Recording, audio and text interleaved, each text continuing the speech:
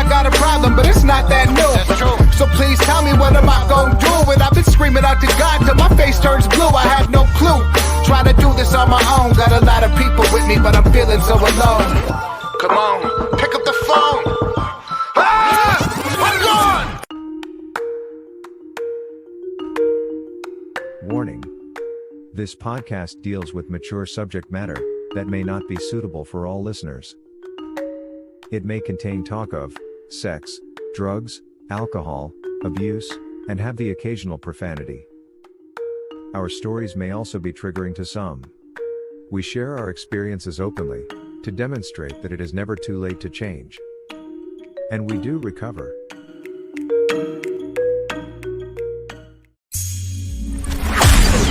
You're listening to Soberoso, a show dedicated to alcoholics, addicts, survivors of abuse, overcomers of great tragedies, and those of us with mental health issues too.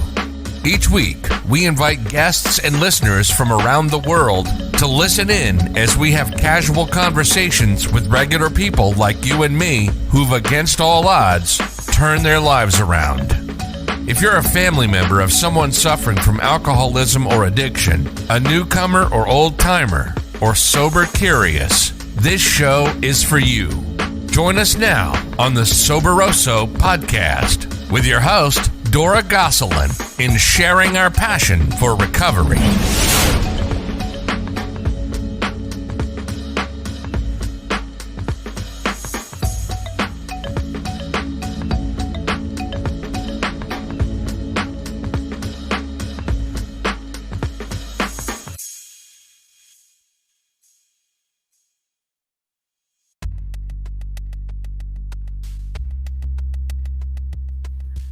Hello, beautiful peeps, and welcome to another episode of Soberoso, the podcast. My name is Dora, and I am your grateful host to this show.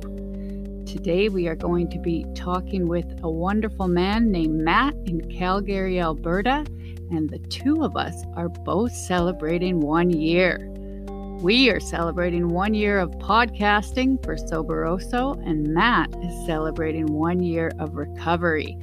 So what a better way to kick off our second year together. You heard a little bit of his song at the intro to this podcast, and we are going to hear all about his recovery journey and how it mixed with his music background. Also, please check back regularly as we are going to be celebrating the whole month of July by bringing extra content, extra episodes, bonus rounds, behind the scenes, pre-parties, after parties, and a whole bunch of extras. So for now, why don't you help me welcome Matt in sharing our passion for recovery.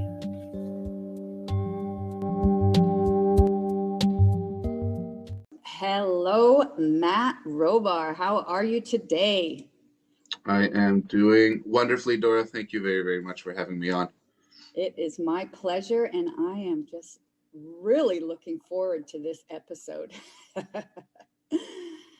So, the first thing right off the bat is I want to know what is so special about June 17th. Whew. June 17th is, I'll always remember this day for the rest of my life. 365 days before this, I had a pretty negative experience with some substances. And when it was over, all I could think about was that I never wanted to feel like this again. And I was out of town at the time. And when I made it back home to Calgary, I'd been around different fellowships and the programs and stuff for a while, but I'd never really, spent the time to really do the work. I'd like hang out for a while and maybe get a month or so, and then the party would seem better, so I'd go back to that. But when I got back this time, I realized that I had to do it, and so I did. I kind of buckled down and did what was asked of me, and 365 days later, now we're here. I just celebrated my 1 year sobriety yesterday, which was beautiful.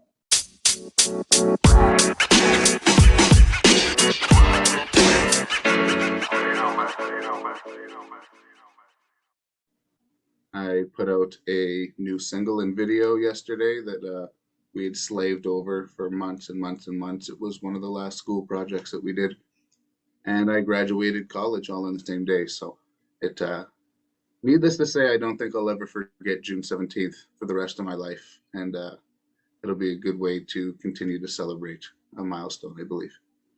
Oh my goodness. If the listeners could see my face right now, like I just can't stop grinning for you. Like you are just on the edge of so many possibilities and a whole new life filled with a whole new purpose. Yeah, I really feel it right now.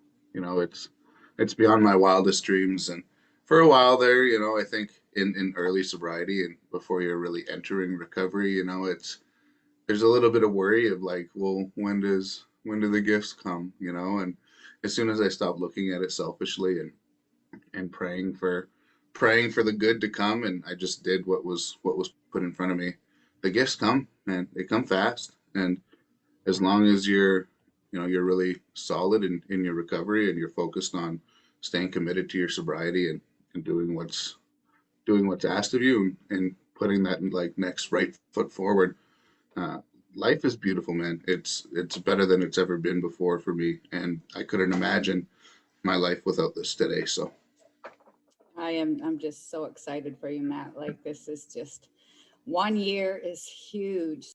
So why don't you tell me and the listeners a little bit about your struggles with alcoholism or addiction? Like what was going on prior to you stopping a year ago?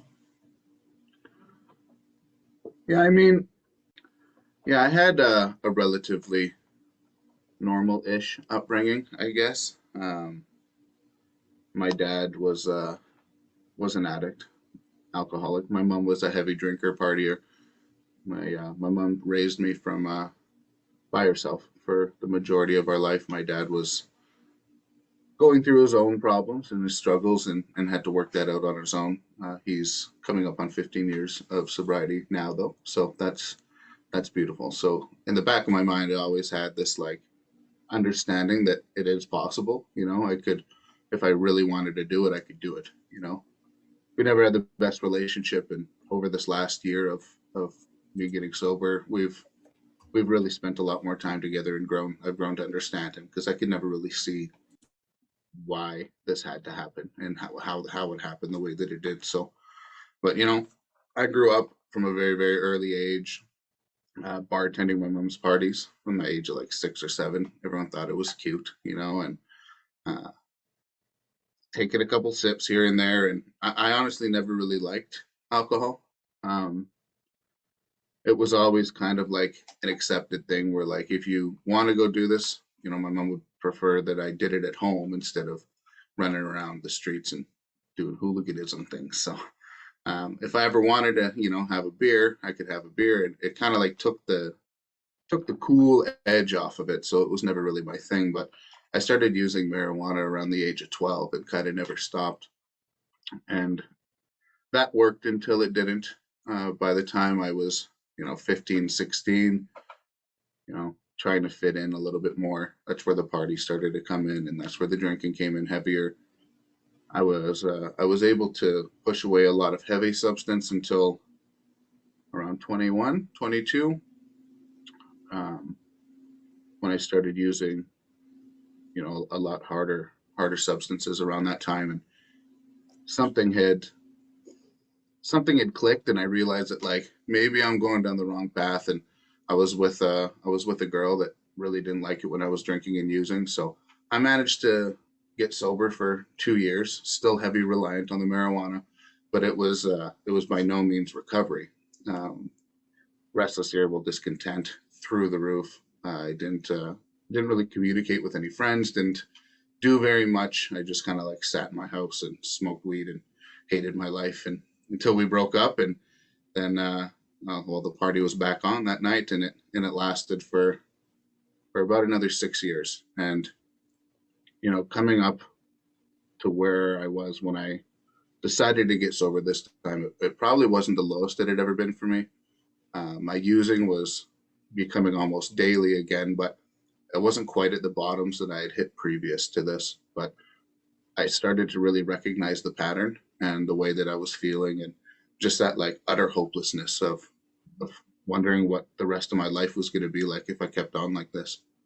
I was thankful that I never completely burnt my life down. I always managed to lie, cheat, steal, manipulate to make sure that I kept the house and kept the car, and whether or not I total it and have to get a new one every couple of months, I would always have what I needed. How I maintained to keep that was sometimes a little bit sketchy, but it was having that like baseline necessity met that always allowed me to kind of trick myself into telling me that my addictions were okay. But I was a sun up to sundown user, and there wasn't a lot of hope left, I don't think, at the end of the road for me. And I had an experience with some hallucinogens the one night, and they always were a problem for me. And I did a really, really small amount, and just kind of went off the deep end. Felt like I was going to die, and the whole nine, the definition of a bad trip, But when that last wave cleared, it was kind of like this eureka moment of like, I don't ever want to feel like this again. I don't ever want to be out of control. I don't ever want to feel this negatively anymore. And so we drove home the next day and been working on it ever since. And now we're here a year later. So it's definitely been a journey, man.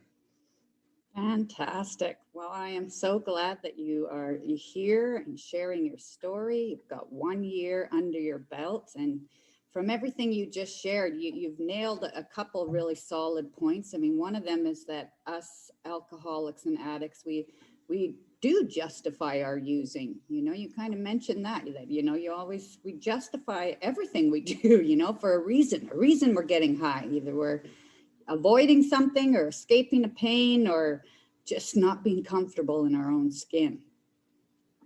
That is something that we see commonly with a lot of the guests on this show. And I really also love that you mentioned that your father's been sober for 15 years, you said. That's incredible. Yeah. And it's nice, like you mentioned, that even through your using, I guess, because your father has been sober, you had that, on the back burner, or you knew, like, when you were ready to do this, that it was possible, and maybe a light at the end of the tunnel when you were good and ready to do it. Well, and I think the real kicker for me this time was about three and a half years ago. I had a really, really bad experience. I lost one of my closest friends and was robbed at gunpoint the same day, and kind of went on a little bit of a bender and ended up jumping off of a bridge. And thankfully, I'm still here. But that next day, I realized that like my time was running short. So it was the first time that I really tried to reconnect with my dad and started kind of showing me the steps that he took for him to get sober. But I wasn't still wasn't ready. That willingness wasn't entirely there. But it kind of is what planted the seed for me. So over the last few years, I'd come in and out a lot and get a little bit of time and try and soak in from others and take other people's recoveries and try to implement my own without actually doing anything. So it would always be really, really short-term stays, typically about a couple of weeks. But it was, it's just cyclical, situations that I was putting myself in where I kind of started to see things going back in the direction they did a few years ago. And, but if it wasn't for that drastic of a moment, I wouldn't have reached back out to my dad. And maybe I don't think I ever would have walked in to any specific program or really dug into my recovery without that interaction with my father. So I'm incredibly indebted, and I owe my life to that. There was enough willingness for me to go learn, at least, even though I wasn't willing enough to kind of follow through with it at the time. It's the seeds were planted. I remember hearing what I heard from people with recovery under their belts, and trying to go back out and get that out of your head is pretty hard.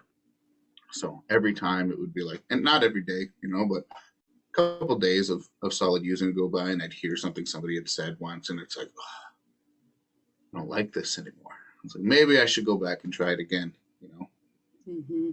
Try some more controlled drinking and using. Mm-hmm.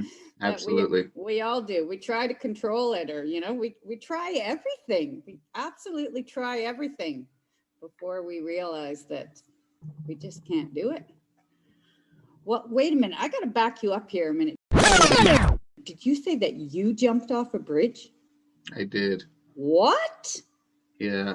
Tell me a little bit more about that, if you don't mind. That is crazy. Yeah, I don't honestly remember what led up to it. After it was a pretty dark time for a lot of us that spent our time together, and I was caught up doing some things that I really shouldn't have been involved in, and I'd been robbed numerous times in my life, but never at gunpoint, and that was kind of like a what the hell am I doing kind of moment, and so of course I tried to numb that and push that down by using a lot, and was up for 2 days straight, and we were at a house party, and I don't remember what set me off, but I took off at 3, 4 in the morning and went for a walk by myself, and managed to go down to the river, which is kind of close by where we live down here in Calgary, and I felt the need to go and try and talk to my dead friend, and at this point, there's no spirituality in my body, there's no God anywhere close to me, but I look at those moments as like I always had a deep understanding that there was something else, crazy or not. You don't go down and try to communicate with somebody that's no longer with us in this world if there's not some sort of inkling that like maybe there's something spiritual out there, or maybe there's a God, or maybe he can hear me, and that wasn't me. That was, if it wasn't in the physical realm, it wasn't happening. And the bridge I jumped off of, mind you, people do jump off of in the summers during the daytime, but with the time of day that it was running a little bit lower, and I had no intention on doing it, and I don't remember anything before I got there. There was like a 45-minute to an hour long blackout where I just was at the bridge, and some poor kids on the bridge, like a little local community hangout there, and I don't know, they were young. I started taking off my clothes and screaming at these poor children. It was like, "You want to see someone die?" And I jumped off the bridge. And if there was ever a moment where God was watching over me, it was that day, because when I hit the water, I didn't hit it very gracefully, and I hit the back of my head on the rocks. But I remained conscious. I busted 2 of my teeth out. They're still in like 3 pieces over this incident. Came out of the water spitting pieces of my teeth out, and my arms are all ripped up, but I didn't lose consciousness, and it was a good 15-20 foot drop. It was more than enough that probably could have killed me, but it still took 3 years for me to reflect back upon that day and wonder what kept me alive, and it sure wasn't me. And wow. Yeah, it scared me, scared a lot, scared my family. Goodness. Yeah, and we had to do his wake a couple days later, and I showed up just ripped up to ribbons and bruised on my eye from getting smacked with a pistol, and still not quite sufficient enough for me to want to really change. Right. That's the insanity. It's we can't see it even when we're struggling to the bare bones to try and understand why we're doing what we're doing. Wow. That is, oh, yeah, you were spared. You were spared by a higher power. You haven't filled your purpose yet, and you have bigger things for your life ahead of you. And I'm so glad that wasn't the last day for you, Matt. Oh, my heart's breaking. I don't really tell that story very often, so it's kind of nice to get that off my chest too. It's coming up around this time, too, that it happened, and it's something that I really suppressed.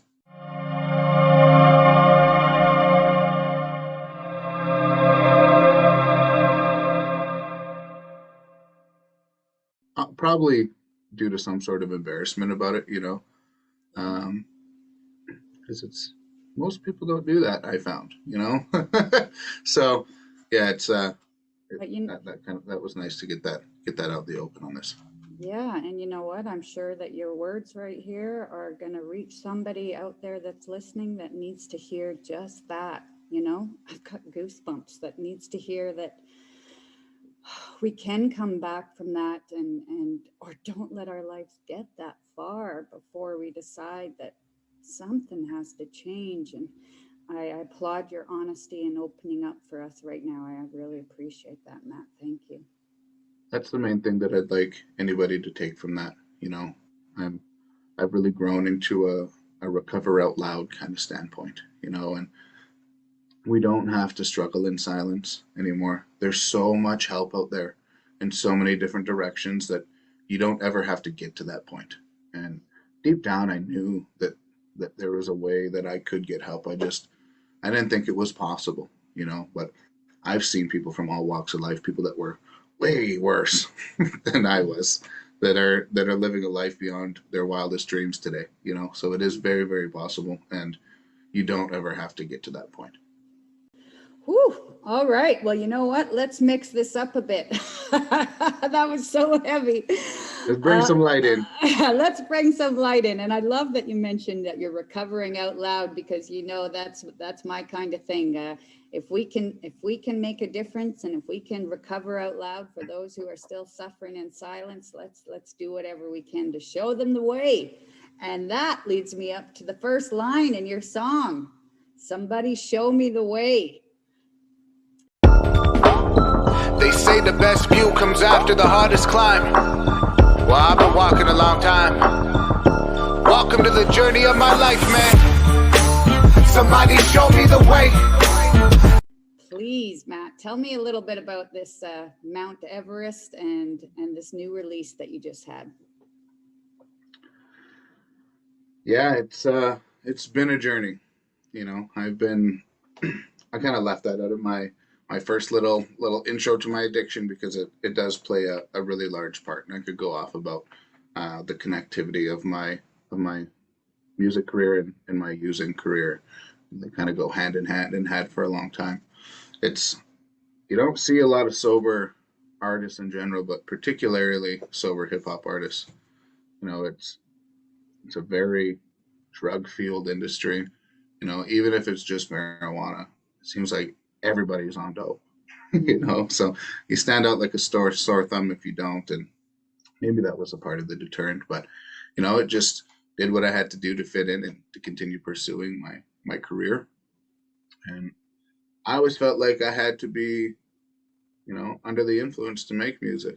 I was doing this for about 10, 12 years. I've been writing, and, really didn't do very much in those 10 to 12 years. I did a lot of performances.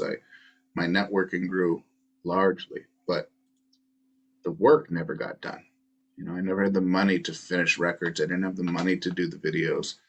And I just assumed that it was going to be like that forever, Turn around to now, I'm a year sober, but I only spent really the last 6 months dedicated on this release. And in that 6 months, I got an entire project done. We shot 2 videos. I got half of the next EP almost ready to go. It's just that, like, once that channel gets cleansed a little bit, it just kind of, the feeling is unimaginable. And like, I have the drive and I have the money, because I'm not putting it in my body anymore, and so upon kind of realizing that, like, my ability to do this now is a gift from God and is a direct result of my recovery, I felt kind of obligated to shift gears a little bit. My music from the past was always really aggressive, a lot of drug talk, and just, I was a very loud and angry man, and so now I really try and make a purpose of taking like a recover out loud standpoint, and not even just in the realm of drug and alcohol addiction, but just showing, I want people to be able to look at my music, and it doesn't matter what you're struggling with. I hope that you can find some hope in it.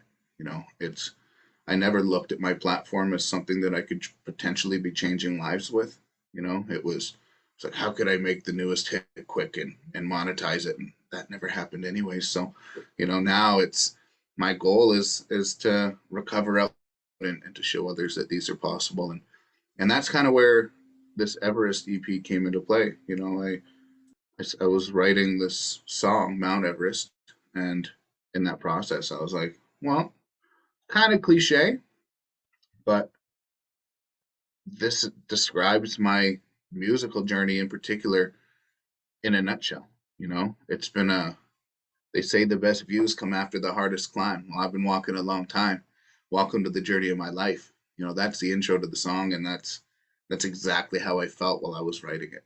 I kind of wanted a little bit of show of kind of where I was going, and where I'm going to be at in this song. I try to avoid longer format songs these days, but when I started writing that song, I couldn't stop. It needed to keep going. When I got a couple months in, this song had been written for about a year and a half, 2 years, and I went back and looked at it. I was like, oh my God, character defects going bananas on this one. The ego, the just selfishness, the way that I talked about women, and like just gross. So I went back and kind of shaved through it and tried to make it a little bit less disgusting. And going through some of my old, I used to do rap battles too, and I was consolidating some stuff yesterday on my YouTube account, and I stumbled across some of these. And if you're into some aggressive stuff, cool, go check them out. But my goodness, man, there were character defects run rampant. There was absolutely nothing going good in my life at that time. They were so negative, it was disgusting. I've watched them hundreds of times over the years, but going back yesterday, I was like, oh my goodness, I don't know if I could ever watch these again, honestly. Right. But that brings us to today. Everest comes out on July 17th, 2021, and it's a 7-song EP, and it just kind of shows my growth both as an artist and as a person. And I got a little bit of everything in there, so a little bit lighter stuff. We kick it off with Starting to See, which is a super upbeat song, doesn't have much to do with kind of the path that I'm on. It's very, very old song, all things considered, that I just never managed to get done properly, so I never put it out. And by the grace of God, it finally made its place onto Everest, and then my story kicks off. And again, my only hope with this project is that even if it's one person that hears it, that's like, oh no, this is me. Recovering out loud is something that I want to live strongly by today. So thank you for that, Dora. You are welcome, Matt, and it warms my heart to hear you say that. And you are just going to do amazing things with this this album and with your new purpose and your passion. And I'm sure you're going to reach people. We can't even see what our plan is or what the plan is ahead of us. And you are going to be surprised, if you line up your passion and your life and recovery with your music, it's going to go places. I feel that. I strongly believe that.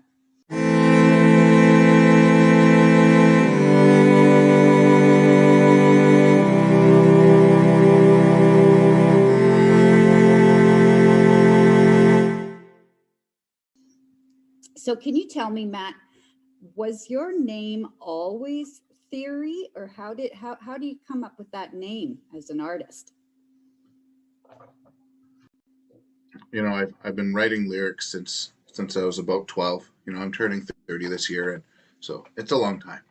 But I really do feel that from a very early age, I had full-blown signs of alcoholism. It's a lot of self-worth, selfish, self-centered kind of ideals, and it was something I needed to keep for me, and I didn't really have the confidence to show anybody. And so I'd been very actively writing all through going through the end of high school, and up until about age of 19, 20. I was writing every day, and I was getting better, but I still didn't think I was good enough to show anyone. But I was DJing around this time, so I used to go by DJ7, and I always had the 7 in as the V, but the 7 was in the name. And as I kind of went through the years, I was working with a rap battle league here and doing some judging and some promotional stuff and just kind of like getting my feet wet in the industry. And people had always been bugging me to do a rap battle. Like, we need to do a judge versus judge rap battle. And I was like, no, that's stupid. But people just kept asking and asking and asking and asking. And eventually I was like, you know what? Sure. Nobody knew that I had actually been writing lyrics this whole time, right? And so it made it pretty easy to transition. And this is this again is alcoholism and addiction run riot. The first time I did one of these, it was like what alcohol, drugs, sex, anything has never done for me. That feeling of, the nervousness and being utterly frightened and scared before it started to, performing in front of a couple hundred people. And the thing with the rap battles is they're so different than concerts because there's no music, there's no sound, and the entire room is focused on you. In some of the literature, there's big talks about, we're the actor, right? We have different masks. And the problem with me and my music and working and family life and friend life, I had like 8 or 9 or 10 masks at any given time. It got to a point that I don't really think I knew who I actually was because I had a different persona with everybody. I had act different. I was this light and bubbly guy. And then the second I'd leave work, I was depressed and mangled. But then I'd have to go perform. And so I have to flip that light switch on. And I'm the most confident guy when really I was almost vomiting in the bathroom 2 seconds ago because I was so scared that it wasn't going to go well. And just that feeling of when that performance was over, it was like a full vibration. I could hear, every voice in the room. It just it was like a I have arrived moment, and that was it. I couldn't stop after. The addiction kept kind of running my life at that point and started to get more and more into it. Started doing some really small, crappy local live shows. But it grew, and it grew fast. By the time I was 21, I was working with a collective here and we had a really bright future. But burnt all that down, lost a lot of really big opportunities on that. We ended up parting ways. That was around the time when I kind of got sober, I guess, for the first time. And it was kind of coming back after that when, in that period, I didn't do anything. I wasn't writing music. I wasn't performing.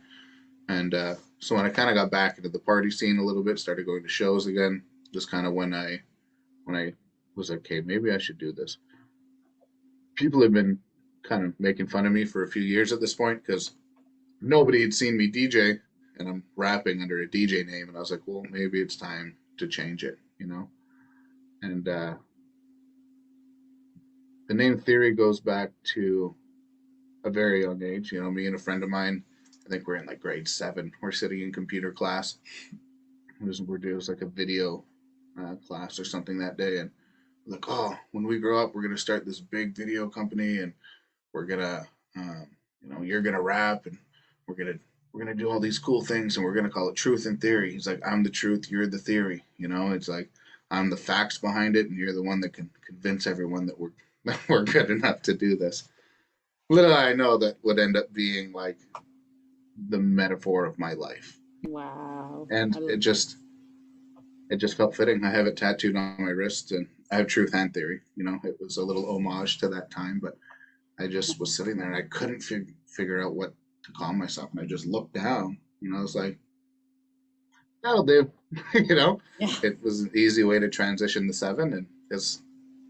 And this is where trying to take the God out of my life is weird. I've always been attracted to 7s and kind of holy connotations, and not that that's kind of the way that I look at my higher power today, but I look back after all the years of being so militantly atheist and so anti-God and anti-spirituality, and I look at it now and it's like I fully kind of was naturally attracted to that side of life. I just refused to actually look at what I was was really attracted to. So, but yeah, Right. that's what got me to theory, and that's where we are today.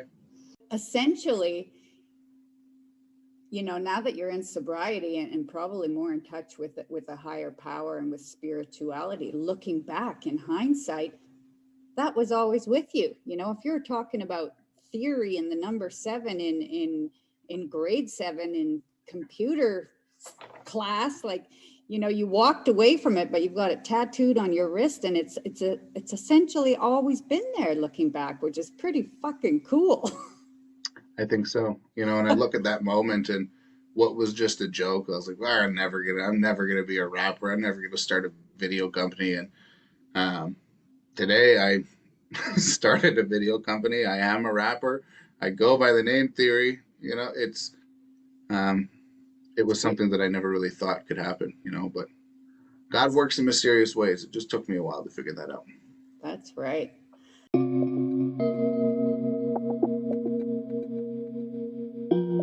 If you are serious about getting clean and sober, and you are ready to make big changes in your life, join us at Recovery in Paradise, where we are offering a 90-day inpatient program for men in Puerto Vallarta, Mexico. We have a full English-speaking support staff ready to help you overcome your alcoholism and addictions. Start your recovery in the tropical destination of Puerto Vallarta with us. Visit our website for more info at www.recoveryinparadisepv.com.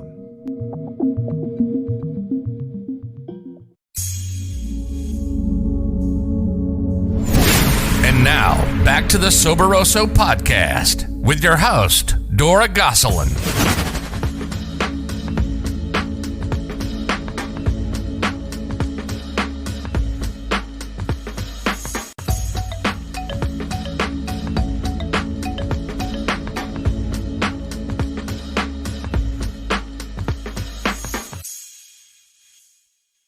I kind of want to know, you're in Calgary, Alberta. You're a white dude. How do you get into hip hop being a white dude in Calgary? That's just shocking all over. Tell me a little bit about that. Like, that just seems, what? Come again? Yeah, it's not really the norm. It's grown a lot over the years. Our culture has kind of developed here. We have a really decent little scene now, a lot of a really talented emerging artists coming out. But from a very young age, I'm going to say from like 6, 7, my cousins would live off and on with us sometimes. This lifestyle runs in our family, so there'd be a little bit of burning to the ground and people would come and my mom was their savior, and so my cousin that spent some good years with us while I was growing up, I'd go sit in his room because I thought it was cool. He smoked pot and listened to rap music, and I just kind of I think it was kind of like born into me, but and he's seen that I enjoyed it. So he started kind of passing me his old tapes from a very, very young age. Cassette tapes too, by the way, if you don't know what those are. The old tapes. Do some Googling and check it out. Life was simpler then. But yeah, it kind of made me skip the boy band phase. I didn't really get into the metal and the rock, and it was just kind of always hip hop for me. Wow. And over time, when the internet kind of came full force and I was able to access the world from home, having that interest already just kind of skyrocketed. And I used to just sit in class and write little lyrics down, and they're terrible, by the way. I still have some of them, but that the passion was always there. But again, being a white boy from Calgary, I didn't think that it was ever anything that would make sense to pursue, right? But it was one of the only things that I have from an early age that I was genuinely interested in and even kind of considered pursuing. And again, I thank Creator every day for that one, because it's the experiences I've had in this industry and what have opened me up to experiences abroad in music in general have been beautiful. Just absolutely God-given. Well, I love it. And you are just every way you look at it, Matt, you are uniquely qualified to help others who might be struggling. You're uniquely qualified to get a message out into the world with your music and your story. And like, I'm just so excited to see what's in store for you. I really am. Like, I got goosebumps again. I'm just like, oh, the sky's the limit for you, no? You have a lot of potential, and if you stay on this track of being clean and sober, I mean, you are going to help so many people, and I just can't wait to witness that and see what God has in store for you. Appreciate you so much. That really means the world, because for a long time I didn't ever think that this had the ability to go anywhere. You know, I've shut this dream down a lot of times over the years, and let's be honest, you know, not getting any younger, and you don't see a lot of emerging 30-year-old rappers, you know, but thankfully I've had the framework built for years, so it's made it a little bit easier in this transition. And you know, I owe it to myself, I owe it to God, and I owe it to others to really give this one good push and try and save some lives while I do it. So You're going to do that. You're going to do just that. You know, you have been prepared your entire life to this point in your life. You know, you've had that higher power behind you without even knowing it. You fought through addiction. You've gone through the struggles. You've had this incredible passion for a genre that you didn't think would happen. And I mean, you're the man. It's going to be fucking amazing to watch you grow and bloom. And I just can't wait to witness it. And wow, I'm so happy that you're here today, Matt. Oh, this has just been absolutely amazing.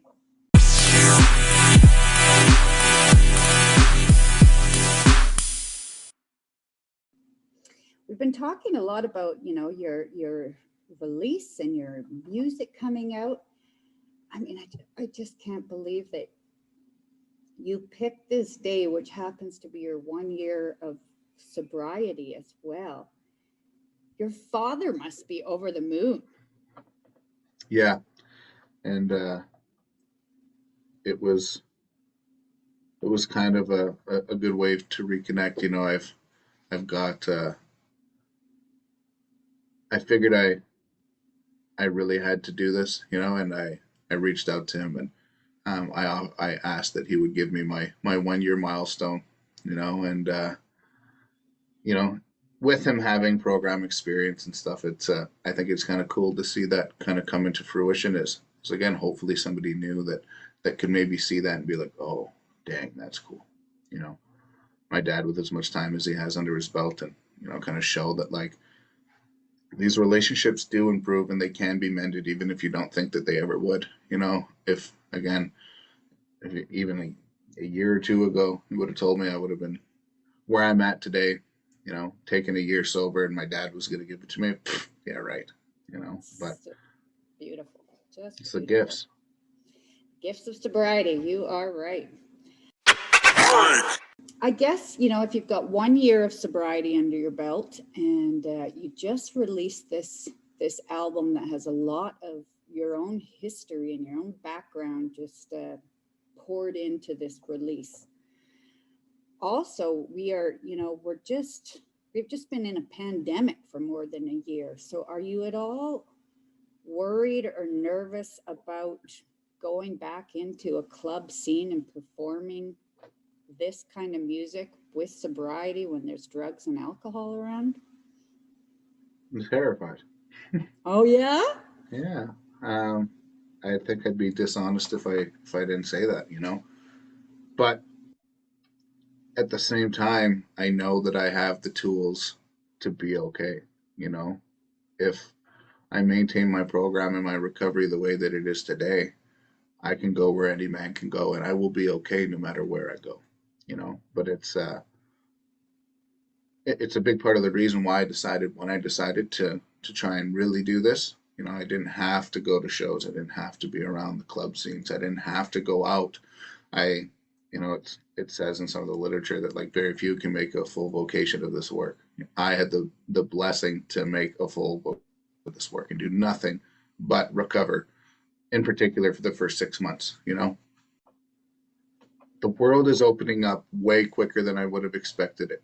I think a part of me kind of hoped that maybe this would go on a little bit longer, selfishly, obviously, um, so I could get a little bit more time and recovery under my belt before I had to go back at it. But like, life doesn't work like that. It's definitely not something that I can control.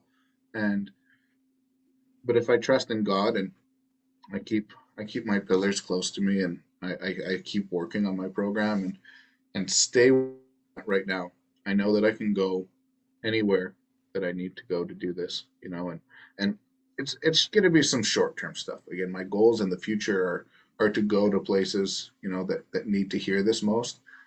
Not always going to have to be doing this in a nightclub setting, I hope, so.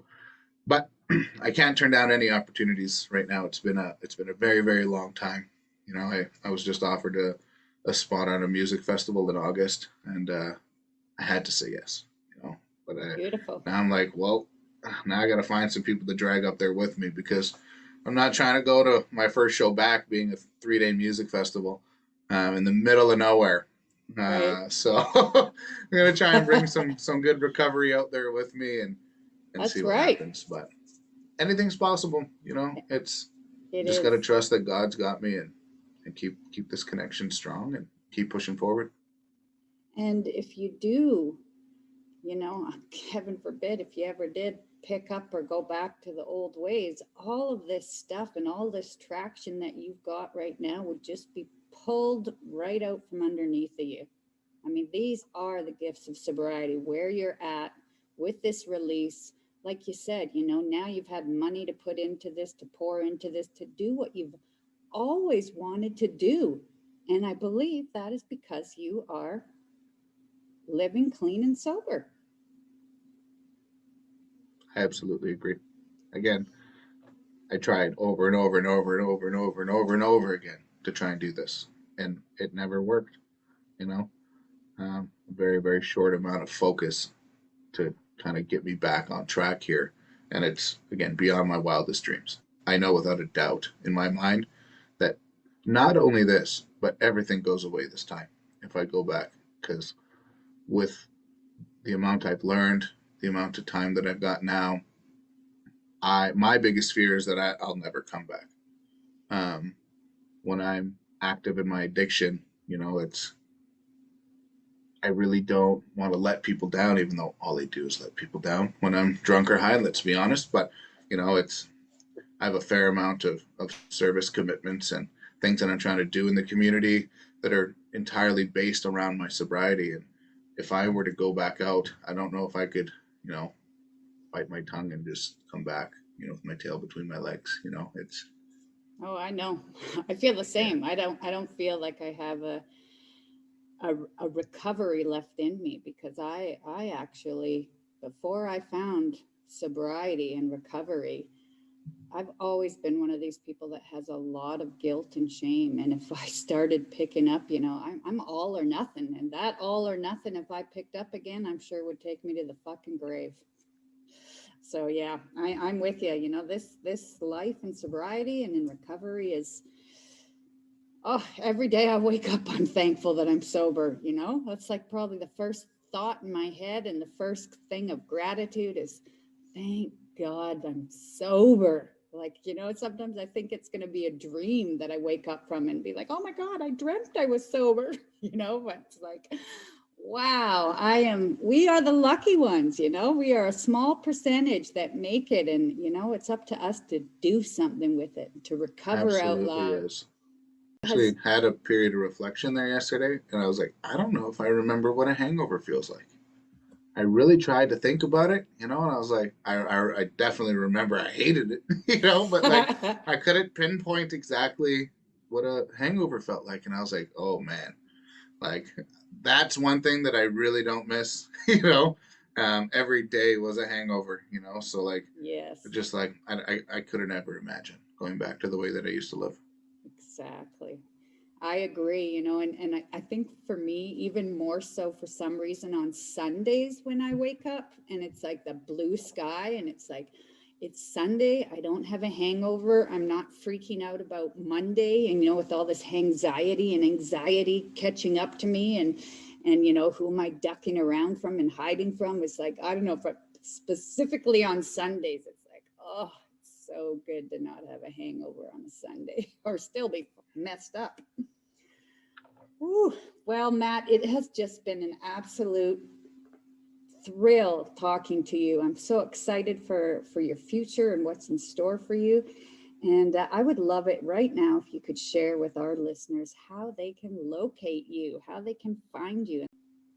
Yeah, no, I can't thank you enough for having me on. This is my first experience doing something like this, and based on what I've seen from you, and I've been watching you for a bit now, I could not be more honored that this was my first one kind of entering this realm. So thank you very, very much for having me. Yeah, if you're interested in knowing a little bit more about me, checking out some of my work, you can find me, if you do any web search, 7HEORY. Again, my name is Theory. The T is the 7, so you can find me at theory.com, facebook.com/theory, Instagram at theory, YouTube, Theory Raps. Just you put that 7HEORY in there, you'll find me. There's thankfully not very many of me, so that's why I kept the number to begin with. If you search the word Theory, good luck, you'll never find me. But yeah, a lot of really good stuff coming down the pipeline. Everest comes out on July 17th, 2021, and we got some big plans moving into the end of the year. So definitely come check me out. Thank you so much for having me on today, Dora. You are incredible. I love everything you're doing. I'd never heard the adage "recover out loud" until I stumbled across you, and I almost want to tattoo that on my forehead. I'm gonna run with that until the day I die. It's awesome. I appreciate you. Oh, Matt, wow, you just gave me goosebumps and warmed my heart. Thank you for being here. Thank you for your message, for celebrating out loud, for recovering out loud, I can't wait to see what God has in store for you. So thank you from the bottom of my heart. Thank you for having me.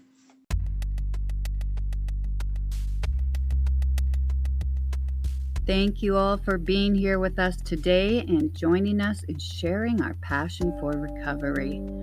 Don't forget to check back regularly for the Soberoso Extra.